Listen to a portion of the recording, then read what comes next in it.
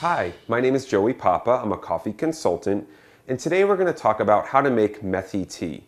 Now, if you've heard your friends talking about Methi tea or someone's recommended it to you and you can't find it in the grocery store, it's probably because they're using the more specified name as opposed to the general name, which is fenugreek.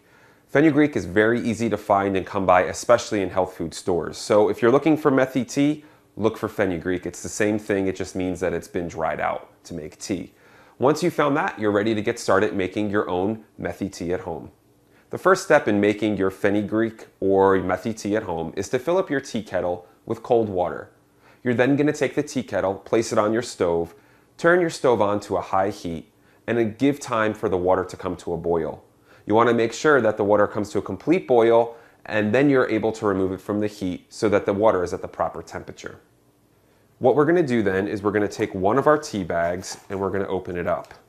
Now keep in mind you're going to want to use a cup that's between 8 and 12 ounces so that the tea doesn't become too diluted.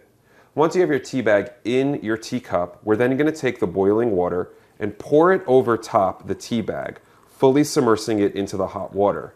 Now this is important so that the contents of the tea bag are fully getting diffused throughout the beverage and that there's no parts of the tea bag that are left dry. Once that's in there, you can then give it a few bobs before you let it sit there for a little bit. And make sure to leave yourself a little room in the top there to avoid getting burned, because remember, you are using boiling water. Once you've poured the water over the tea bag, you're going to want to allow the tea bag to steep or sit in the hot water for about 2 to 4 minutes. This gives time for the herb to absorb the hot water and give off the proper flavor throughout the beverage.